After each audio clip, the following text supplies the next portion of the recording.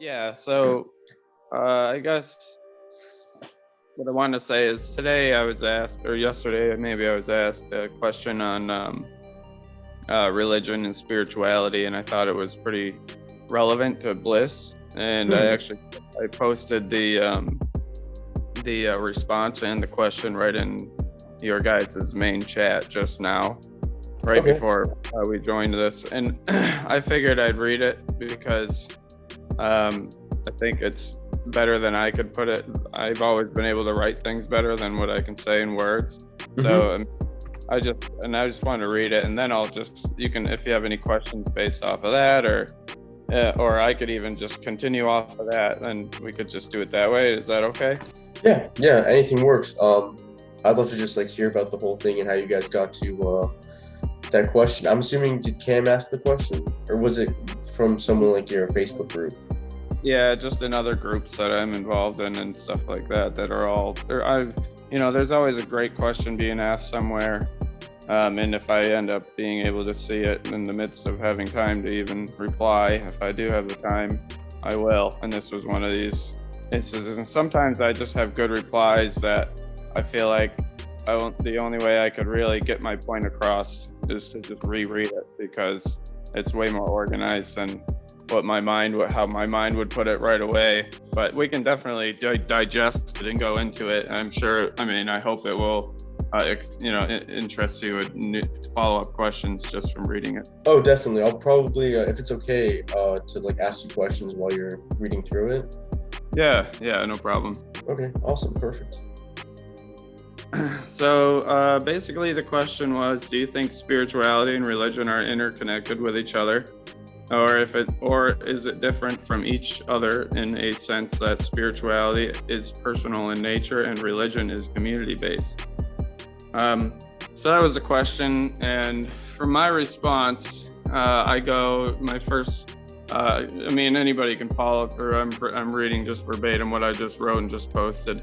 But basically it says, ultimately, from my perspective, anything that encourages humans to worship something outside themselves has always felt intuitively off to me and has made me very uncomfortable. So many forms of organized religion, in other words known as personality worship or miracle worship, have taken little bits of truth of our existence and put it in their own words, which unfortunately is more confusing and cryptic than it is helpful. So, however, some organized religions have managed to teach great values and morals. And for that, I think some forms of religion were necessary for an unaware population who needed something to believe in bigger than themselves. Now, though, in today's age, where our level of awareness needs to be massively, I do not feel any form of personality worship or miracle worship is necessary. And to be honest, due to the division caused of respect for women, forcing people to wear full body coverings, which is literally blocking those people from having access to the most powerful source of spiritual growth and healing, otherwise known as the sun, and encouraging the judging of others and genocide that has resulted from manipulating organized religion. This has all led me to feel that it has been unnecessary for at least over 200 years. Or, sorry, would you like to ask something? Oh no, that was just that's a very interesting response. So, beginning of the response. So, are you kind of saying that we've evolved to the point, like at one point religion was necessary, and then we ultimately got to the point where we were more organized as a community, and then it kind of had other consequences that we didn't think were going to, I guess, come from them? Yeah. Yeah, basically, organized religion taught us to focus on some imaginary deity in the clouds as opposed to ourselves. And I honestly think that's the most detrimental reason as to why human civilization is in such chaos the way it is today. Why war has been persistent for hundreds of years with few little breaks in between. And why our technology is extremely detrimental to the planet that we live on. Why a lot of our technology is literally anti-human in nature, and it's anti-sovereign in terms of our social structures. So I believe that we certainly, maybe religion was important at one point because maybe our consciousness was not nearly evolved enough to kind of understand human potential. However, we are able to understand it now. And just due to that simple fact, we should not need organized religion anymore, because I'll actually answer that question in the rest of this paragraph, or the rest of this, if you want me to just go with that. Just one quick question. So would you say that, are you more of a proponent to focus on oneself than on use like some other medium, which could be religion, just focus on like your individual self and that's it? Yeah, because, I said miracle worship and personality worship they kind of just make me feel like, something's off, intuitively off. And really we are the miracle, right? We should be worshiping ourselves, not like individually in an egotistical, arrogant type of way, but in an appreciation for the species that we are type of way. A form of gratitude that instills the curiosity that we're born with and is unfortunately educated out of our minds. You want to call that education. That childlike curiosity that we used to have, we need that. If we are told that there's nothing, that we aren't very special, and that the only way we're able to gain any kind of power is if some deity in the clouds that we kneel to allows us to have that power. I feel like that's a violation of our sovereignty, just the simple idea of that in itself, because of our human potential, which is beyond, what we believe or have been told, because a lot of us know, what it is. And those people can't ever be controlled through organized religion. They, at least willingly. And because they're just too aware to believe in something that has more influence on our own life, which would be an external source. I believe the most influence we have on our life is internal, and with our own perspectives of ourselves, our own understandings of ourselves. It's just how I feel. It's if any religion removes the focus on ourselves and as a collective, and how we as ourselves can come together as a collective if we're all our best versions of ourselves. Okay. And create beneficial culture. Okay. Yeah, I definitely understand. That's a very interesting take. So would you go as far to say that how do I put this? That we should kind of go after every time, like when we focus on ourselves, should we be focusing on like making ourselves just better through like I guess like focusing our mind into I guess like meditative states, or do you believe that we should be constantly showing gratitude, a mix of both, or even maybe pursuing sciences that religions may say that are unethical, in the sense of like, I know there have been issues with like gene editing and stuff between like religion and like the whole ethical conversation about that. So would you say that as humans we should continue going after that science because we have the ability to, and because we've been the miracle that has been capable to, I guess, reach that method of technology? Yeah, I'm sorry, that was kind of a lot there. Sure. No, that's a good question. I understand. I think I'll answer it a little differently than and maybe I mean, maybe than you were expecting, but I would say humans should focus on bliss and creating environments, considering that this is about bliss. This is a perfect transition into it, that it's the focus of bliss. It's the creation of a culture that understands bliss. It's the human potential that then becomes available to a culture that understands bliss. That is should be the ultimate focus of a culture, because with the focus of understanding what bliss is spiritually and scientifically and mathematically, because all of those definitions exist for anybody who wants to see them, and quantum physically, they all generally are trying to get you to achieve this state of awareness and bliss, because if we live in a life that allows for bliss to happen more often than not, we then become much better versions of ourselves in every capacity.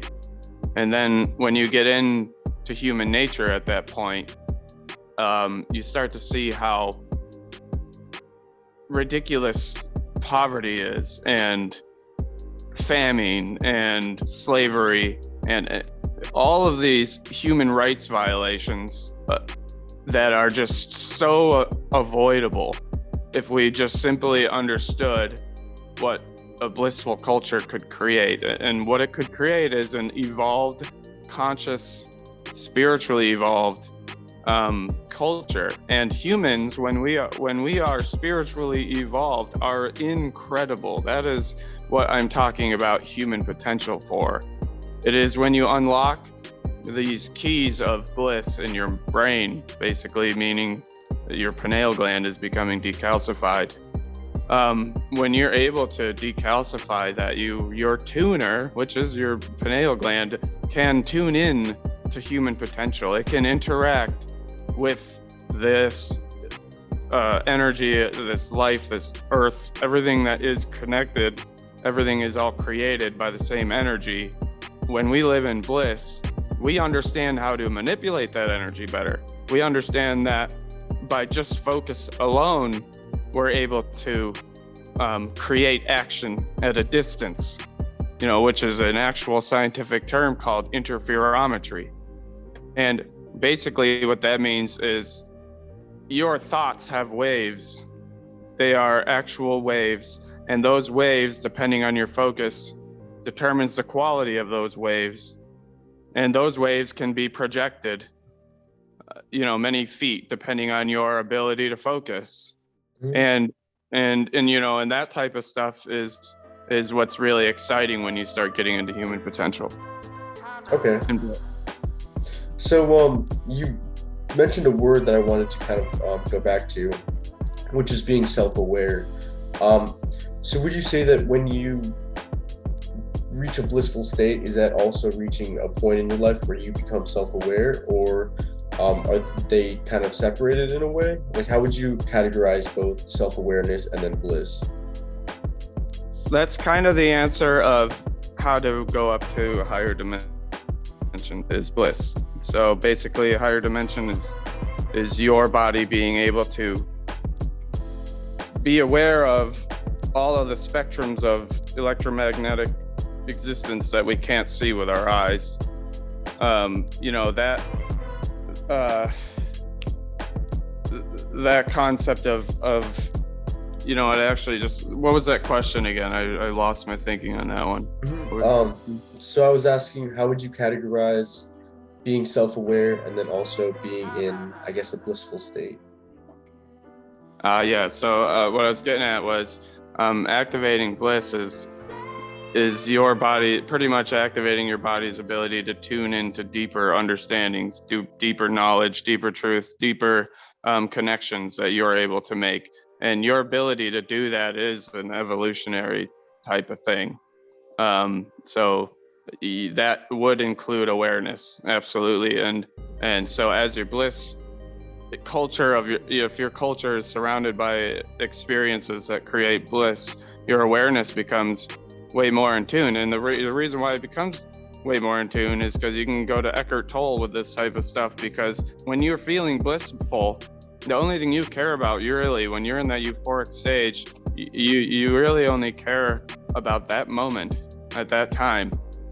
And it is that practice of living in the moment that is actually extremely powerful for us. And is another reason why all these distractions around us are so detrimental on our spiritual health, because we should be focusing more on blissful experiences rather than dopamine creating experiences. So yeah, that's my perspective there, I guess. Okay, that makes a lot of sense. That's really cool. And I think it's really interesting that you brought into the whole point that we are definitely a society that focuses more on the short term, I guess, dopamine releasing. Instant gratification, I think, is a better thing I should have said. Definitely, we're definitely into the whole instant gratification, and I think all the new generations, and I think my generation is partly part of that as well, especially when we were introduced to the iPhone and other like handheld devices where it's very easy to become gratified with it, be through likes or text messages, and that constant feed of information. Do you think that, in a sense, like we were never designed to be like that? However, we evolved to be like that, and it's straying us away into like the wrong evolutionary track. Instead of going towards the spiritual way, we're going towards this new like programming way. Do you think that's happening at all? Well, there is a term called transhumanism, and I am not a fan of that. That's the whole creating limbs and becoming one with robots and AI and that type of stuff. Now, that's creating literally what I would think is like a Borg-like culture. If you've seen those movies, Star Trek movies, basically that's what I feel like that's moving to. I mean, granted, it's great to have all these cool legs and cool arms, and I mean, obviously, if people need replacements, then it's necessary, and that's fine. But because human nature is biologic and not metal, like human nature should be amplified by biological understandings. More so not biological, it's more so quantum physical. Those types of understandings should be, I feel like it's another direction humans can take, transhumanism. I just don't think it's the right one if your goal is peace, achieving human spiritual potential. Because mechanical potential, I mean, who the heck knows what that is? It could be anything that you see in the movies. But I believe that human spiritual potential is better and cooler and more fulfilling than any of that stuff. I believe that if we had cultures that had, bliss experiences at our, we could just have access to it whenever we needed it. We wouldn't care ever about becoming transhumanized. So I guess I'll go into one of these paragraphs that I wrote that kind of help drill this point home. Cultures who base their spiritual practice, morals, education, and technology off of the true nature of individual human spiritual awareness would become very successful cultures. We would see poverty, slavery, war, and famine as a thing of the past. Not only would we see it that way, but we would be powerful enough to never let such easily preventable things ever happen again. And so basically, all these needs for regrowing limbs, we'd already have solved through spiritual quantum physical means. We'd be able to have stem cell processes. We'd be able to, there's all sorts of more natural things that you could do that would heal the human body. So that's the direction I would be more interested in, is like going back to nature, but not becoming Neanderthals. You can create it's a negentropic technology. It exists. It's called frequency technology, like the Rife machine was one of them. Dan Winter's Therify, which is being used in 25 countries, is one of them. I mean, there are forms of technology where you can still live in cities and you can still live in civilized, heavily populated, dense areas on the earth, and you can have cool technology and all this stuff, but there's a way better way to do it. And by understanding human nature and then also tailoring our technology to that human nature, that's where we see things like free energy. That's where we see things like anti-gravity. That's where we see things like portals, telepathy, telekinesis. Those types of things all start becoming measurable. They are measurable now, with the right tech, but all that stuff will become more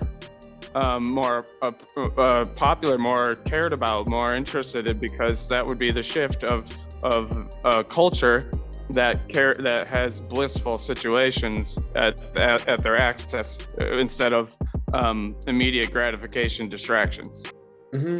Okay, so I agree with the point where going towards, I guess, a more mechanical evolution cycle would be more dangerous, because I believe it would kind of lead us towards this whole, even make us become even more materialistic than we are as a society, just because you could be looking for those new upgrades or always looking to enhance yourself instead of having the gratification that you were who you were and were able to exist in the first place. Is that a good way to put it? Yeah. Yep. Okay.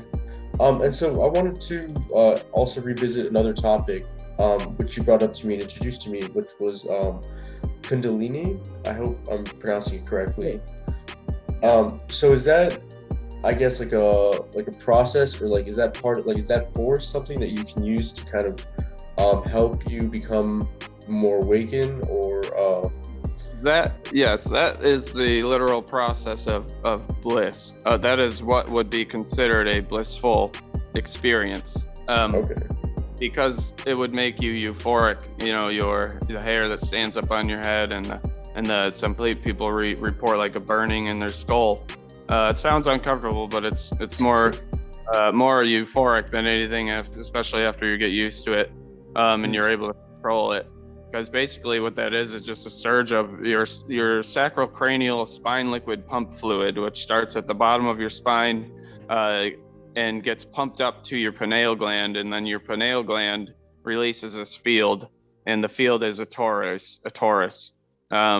So basically, achieving Kundalini is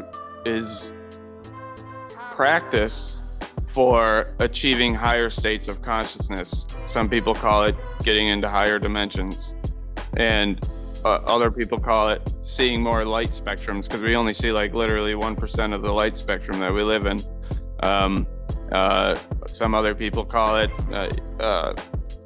piercing the veil of existence through traveling at superluminal speeds, known as which would be your focus travels at superluminal speeds when you can achieve states of Kundalini. And that's extremely important, because when you can get faster than the speed of light, which is superluminal, that's when you're literally activating parts of your consciousness that give you a much more clear awareness of this life. And one way you can really start measuring how well Kundalini is working and how much more aware you're becoming is your lucid dreaming is one very good way to measure it.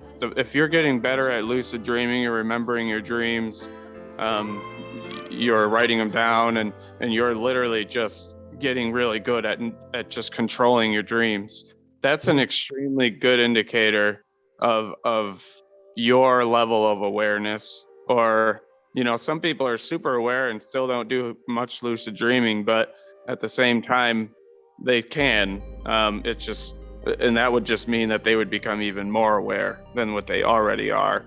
But yeah, that's the whole idea of one perspective of measuring your own level of awareness. Okay, and so when you were talking about I believe it was the fluid, the sacrocranial fluid. Yeah. Is that correct? You said it pumps and it's a Taurus. Can you It pumps, elaborate on that? yeah, it pumps up the spine, goes right up, through the gland, the pineal gland, and that pineal gland emits an energy, an electromagnetic energy in the shape of a torus. And in the middle of that torus is a vortex, and that vortex can be defined by golden mean ratio, 10 spins of a spiral, the radii of hydrogen. All that stuff is all the same idea of what's going on in your head. You're creating a vortex. And this vortex is what's creating centripetal force. And centripetal force is like going inside out of yourself. And that's basically what a torus is. So when you're able, like I said, your level of focus is able to control this spine liquid pump potency, really by your level of lucid dreaming and control of your Kundalini experiences. So yeah, that liquid is like a trigger. So for instance, Dan Winter, he has like a school of hundreds of kids now who can now all see with their eyes closed, meaning that when they're achieving states of Kundalini and they're like 10 years old and stuff like that, they are fully blindfolded, 100% pitch black, really thick blindfolds. There's just no possible way any photons are getting through. These kids are solving Rubik's cubes, they're reading books, they're coloring papers, they're doing everything, and they're doing it very accurately. And the reason being is because these kids at a young age are being taught how to use that sacrocranial spine liquid pump fluid, the energy that it gives your pineal gland, which basically releases the dimethyltryptamine that is, everybody's big go-to for when they're having all these lucid experiences and stuff like that. Mm-hmm. So you can see they all really connect together really well. And the spine liquid pump fluid is just the scientific, more scientific way. There's way more science to it than I know, but that's just a more scientific way to explain it. Okay. But otherwise, it's just energy traveling up your spine that activates your pineal gland and allows you to see more in depths of your existence, really. Okay, very, very cool. I just wanted to maybe go back to the answer you wrote. Are there any, I guess, like topics within it that you really wanted to cover? Or have we kind of skipped around to them? Well, I finished it off with a cool little, reason why all this is so important right now. Because really, becoming the best versions of ourselves really is the beginning, right? I mean, there's a lot about this that we don't know. There's a lot of there's a lot of technology that already exists that would totally transform the entire human race, and they just won't reveal it. So the bottom line is that stuff already exists, and the sooner we as a species can become, with great power and with great knowledge comes great responsibility. So maybe it is true to an extent that if we did know this information, maybe because of the whole as above, so below, some of us would take this human potential and use it for evil or something negative or whatever, which is possible because anything can go that way. However, like I said, that's where human nature comes into play. And I just simply believe that human nature wants peace. I simply believe that human nature, when it is its best self, will create peace. I believe that when human nature, when it is the main topic of, or it is the basis of education on human potential, peace is the result. You wouldn't see organized religion, you wouldn't see control structures that take away from our sovereignty. You would never see monetary structures that force a stressful life the way it does today. So, I mean, and that all comes from believing in what actually is human potential. I mean, because if you don't know what human potential is, and people hear what I'm saying and just like, oh, whatever, there's no way that's even ever gonna be possible. Well, the bottom line is it is possible. It does happen already in different cultures. We're just never told about it, and it has happened in the past, but a lot of it has been suppressed. Okay. So I've been also reading this book talking that really focuses on ancient civilizations, and just even before, when we were kind of in the hunter-gatherer kind of nomadic type of lifestyle. Do you think that during those times, before organized religion and all that, we might have had the capabilities to access these different parts of our brain, or do you think we had to maybe go through a little bit more evolution to understand that parts of our brain? Yeah, I think really a lot of what humans were able to understand during certain timelines had a lot to do with the power of the sun at that time. So I think, most religions in existence all worship the sun for some reason. And even though I'm not a pro or a fan of organized religion, many of them were focused on the sunlight. And a lot of ancient civilizations and cultures and Mayans, some of the most brilliant, intelligent cultures in history have all focused on sun. So honestly, I believe that there are certain frequencies that enter this planet during certain times of astrological alignments throughout decades and centuries. And during those times back then, I don't think we were really capable. There were probably some of us, that were very capable, but 1,000 years ahead of their time type of situation, so they really couldn't do much about it. And I think that in itself would be an extremely rare case anyways, if that did happen back then. But like I said, and it did, there's all these weird, there's a lot of stories that are really interesting and about history and what has been suppressed, and human potential and alchemy and, all that type of stuff is really, truly, there's a lot there that we're not being told that is really interesting. Mm-hmm. Yeah, and it definitely seems like a lot of those sciences and like metaphysics, they were kind of pushed to the side, and we started going towards a more secular type of science. Do you think that was like an effort to kind of dismiss all the spiritual aspects of science, or do you believe it was just a different perspective on how to make measurements and conduct, experiments? I think it was certainly deliberate because, it's the opposite of human spirituality, what was approved, we had the answer to free energy thanks to Tesla and all, and all this other stuff. We had so many energy. We had there's a guy named Anton Prairie who had a frequency device in the early 1900s, maybe something like that. He was curing thousands of cancers with just frequencies, thousands. He was in France. There's so many. This technology is just one little byproduct of human nature. Like, we don't really even need the tech. If we lived in a culture that understood human nature, like I said, the tech would be way different. We'd already be capable of everything we think is superhuman now. The tech after that would be intergalactic tech. It would be the tech that shows us our place in the universe, and how we can interact with the universe. That's the type of tech that our DNA and the energy that runs through our body can interact with. So, yeah, I think stopping us from becoming that form of a species, an intergalactic species, is absolutely deliberate.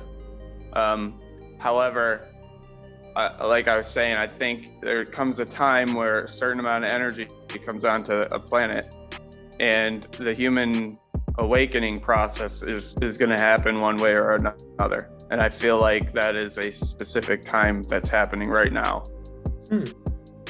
Okay, that's really interesting. Going back to also some of the things you referenced, like Tesla and some free energy. When you mentioned like I said, Tesla and free energy, or us becoming and moving towards a more secular society.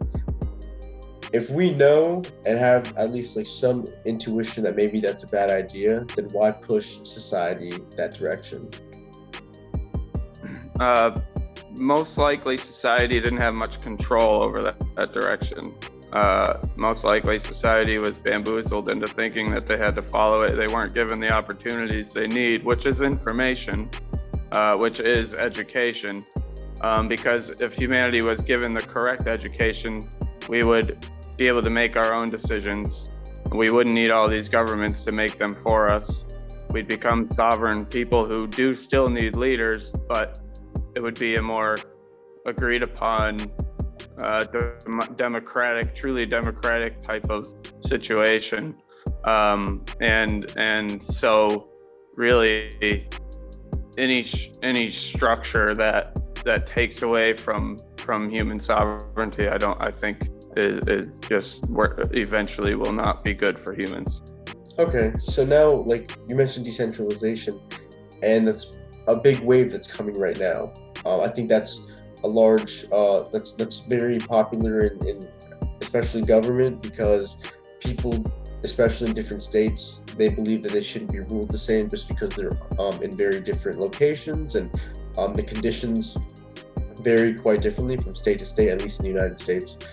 And then also ultimately, like the blockchain, something that was introduced to kind of be a separate way to manage funds, or at least track records other than a bank, just because of how many times we've seen in the past the public was affected directly by some of the I guess wrongdoings of banks and large entities such as, like, similar to them. So I guess what I'm trying to ask is,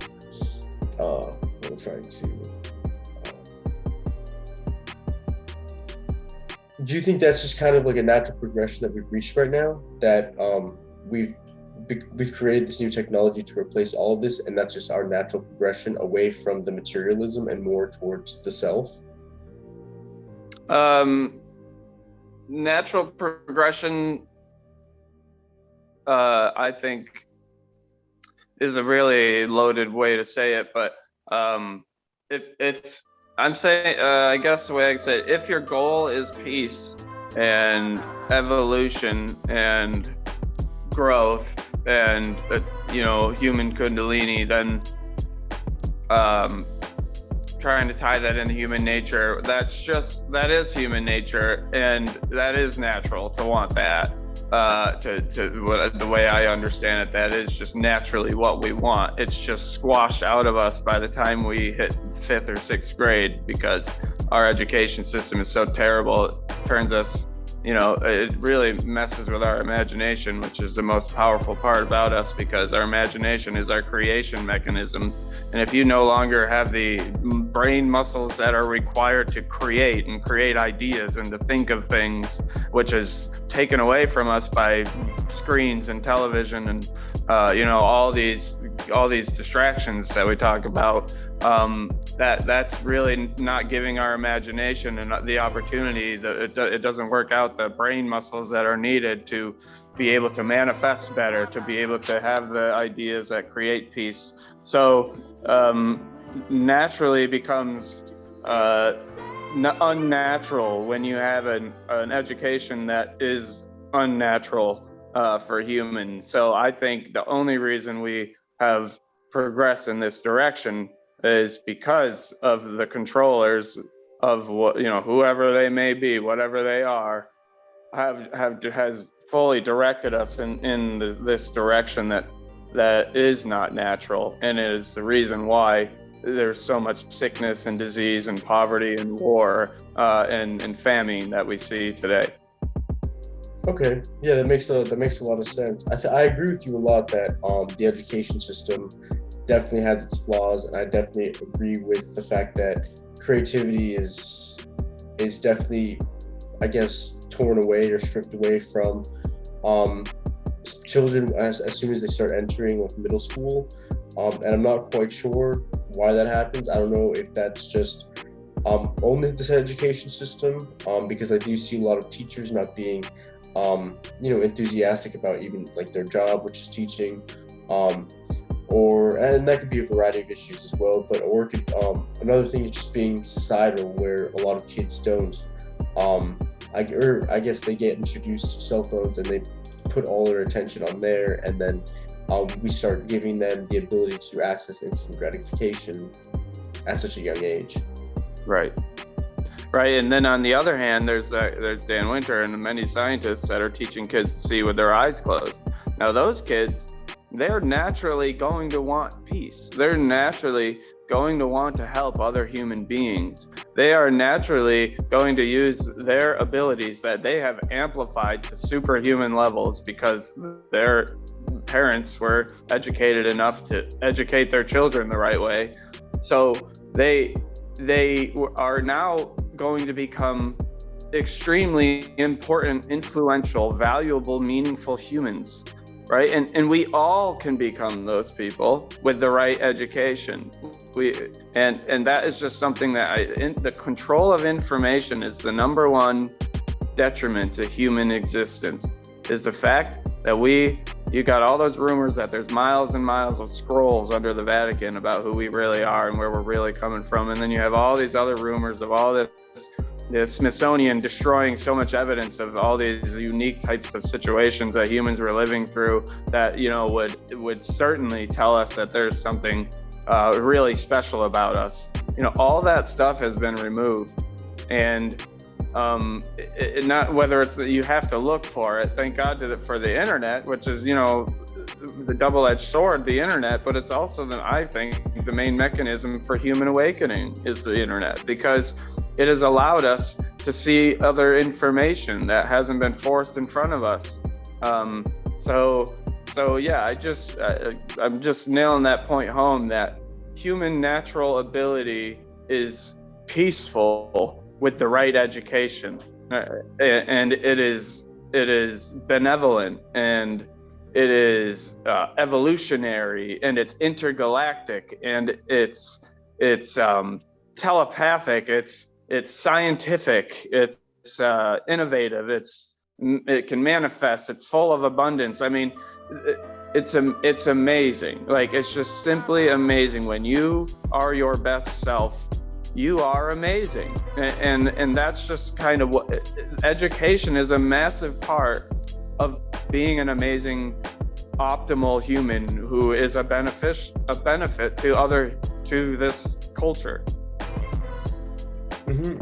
And so that was a very enthusiastic kind of I really enjoyed how you put like a lot of you can tell that you really believe that. That's what I'm trying to say. Yeah. I think that's like very important, because like when you show that you are passionate about something, then people tend to gravitate towards that energy. So I appreciate you being like this. So I had one, I guess, like kind of fun question that we could that I wanted to ask you. I mean, it's kind of going into what some would say conspiracy theory. However, even though there's some definitely documented information about some of these like government projects that happened maybe in the 60s and 70s. One of them being kind of like MK Ultra, where people were done like a lot of like psychological experiments and stuff like that. And I think and a lot of just like history behind like at least the United States government is that they've done psychological experiments with humans and on humans. There's patents out for controlling of psychological emotion through frequencies. There's patents. I mean, you're exactly right. That stuff is all findable thanks to the internet. It really is patented, and you're right. So sorry to interrupt you. So you can keep going. Oh, no. I think you were going on to a great start. I just wanted to like also emphasize that a lot of this information is like out there for the public. It has been public for a while, and it's all documented straight from the government and other like very verifiable entities. Right, and there's weather control patents, and there's, I mean, it's just the information, the flow of information really is the number one catalyst to human awakening. So if we can just get the right information flowing. And I know a lot of people say my truth is my own truth. I really don't like that saying really at all that much, because your truth could be hurting other people if it's really not the truth. There are laws of physics that we must abide by. There are universal laws. Maybe we'll do a podcast and all that, because there's like 12 or whatever, but there's just certain general guidelines that we can all follow, because we're all part of the same energy that exists around us. So education, teaching us our abilities within this nature of this earth is extremely, it's just so important. There's nothing I think more important than free-flowing open source information. I think that's what everyone is kind of fighting for, at least at this point. I think we're all, as a society, I think we're all looking for at least the flow of information to become much more transparent, and I think that would help society dramatically. Yeah, because there's a billion of us. We're all smart enough to take all these thousands of scientific studies and create some kind of conclusion with them. There's ways that we can easily do that. Heck, a lot of the people I learned from already do it. Like scientists and the doctors, everybody I learned from that talk teaches me about all this stuff. They've already done it. They've taken all these thousands of studies and measurements and mathematical formulas and scientific, empirical. They've already compiled it all. It's just a matter of looking at it now. And that's the first step, having access to that information. And we finally have access to it. So problem is now we need some conduits that can really shuffle it out to people. And unfortunately, our biggest, most influential news sources are corrupt and are literally anti-human. They literally do not want us to become the best versions of ourselves we can be, because if we are, we would never allow to become slaves. We would have never been in a position where we could have become slaves. We would have never been in a position where we would allow slavery to ever happen on any race for any reason ever again, because we are that powerful. There is no one single entity that can control all of us. The problem is our education teaches us that there is. So once again, it always just comes back to that with me.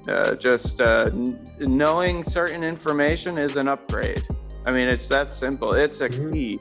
It's an unlock in your brain. And the more you know, the more confident you become. The more confident you become, the more curious you become. The more curious you become, the more you learn and the more you upgrade. And it's a cycle that just continues from there. I definitely, when you enter that cycle, you start, gravitating towards other people that also enjoy doing similar things and really pushing themselves and learning as much as they can, and learning how much they can actually do and what they're capable of. Willing to push their boundaries and push themselves into uncomfortable situations, and then give themselves or have enough confidence where they can overcome those obstacles. Right, definitely. Yeah, BitMat, this was a great conversation. I appreciate you speaking with me for almost an hour now. So this was awesome. This was so great. Every time I talk to you, I feel like I come away just refreshed and much more, at peace. And it's always nice to talk to you. I appreciate that, man. I love, I enjoy having these conversations, and I appreciate you giving me a platform to just kind of talk about this stuff, and I appreciate the questions. They're great questions. So thank you. Of course. Awesome.